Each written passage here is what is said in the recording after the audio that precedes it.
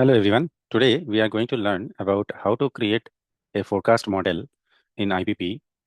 We will start with understanding maybe the simple moving average, and then we will see some options what IBP provides us for that algorithm. So first, let us start with what is simple moving average. So let's see some data. So what I intend to do is I want to start um, looking at the data um, from 12 months back, and we would look at the product ID only.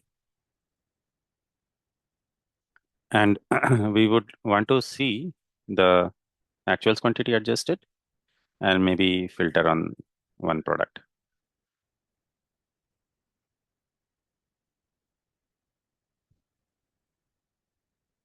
Now, we will also want to look at, okay, before that, so let's see what is the actuals that we have in this key figure, okay?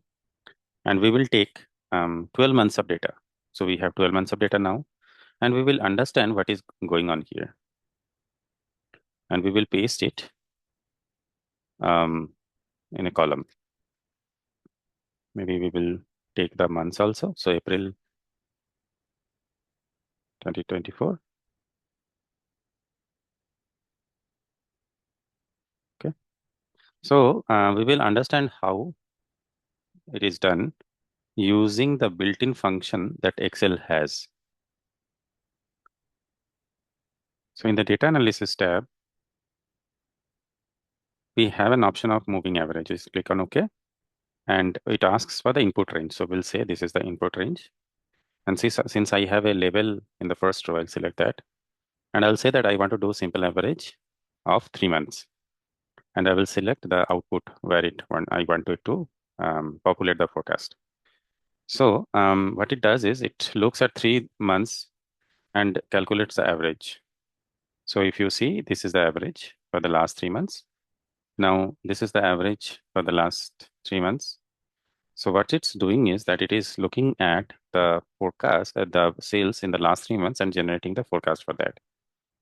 Now, if I want to generate forecast for the future, what it does is that what we do is that we consider that whatever the forecast is generated for the months where the actual is not there, because April is the current month and we don't have actuals because April is not yet over. So to generate the forecast for future months, what we do is we consider the forecast generated in the past month as an actual for the next month. So we consider this as the actuals for this month and we generate the output. Similarly, we consider all the previous month's values. So these are the ones which are generated, or rather, especially these ones which are generated as a future month's forecast value. Let's see how this is done in IBP. So first of all, we will create a forecast model. So we will go to manage forecast models.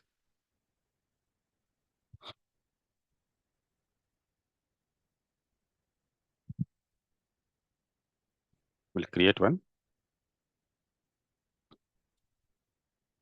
This is our planning area. And we'll say testing moving average. And we'll do it at a month level. We'll look at 12 months in the past and generate forecast in 12 months in the future. And we'll jump to the forecasting steps. We'll say that main input for forecasting steps is the actual quantity adjusted. And the forecast would be saved in the statistical forecast quantity. And we will add an algorithm which is simple moving average. We consider 3 as a window. We click on save.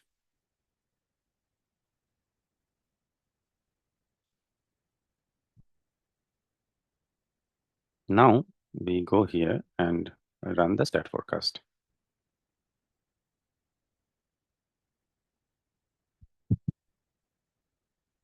So we are doing this, and then testing moving average running for this product. Okay.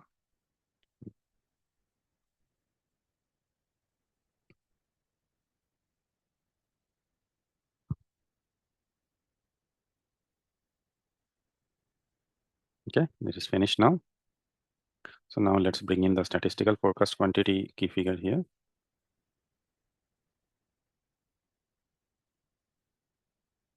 So let's see what is the average it has calculated. So the last 3 months is average is 1791. So that's how it has calculated. And let's see our calculated sheet. We see that from the last 3 months, it has calculated 1791.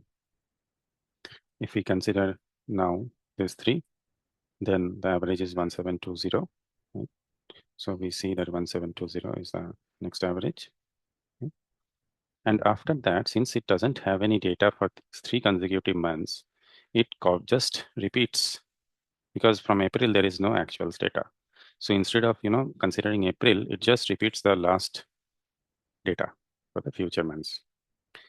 But since we have seen that there is another way to consider the actuals as a forecast of the previous month, there is a way.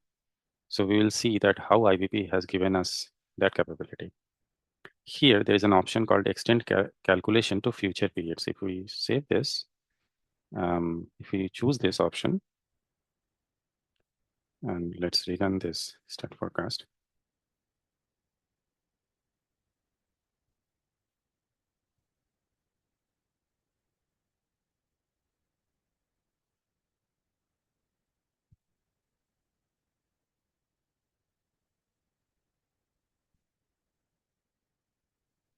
So it has finished running. Let's refresh. So now we'll see how it is calculating.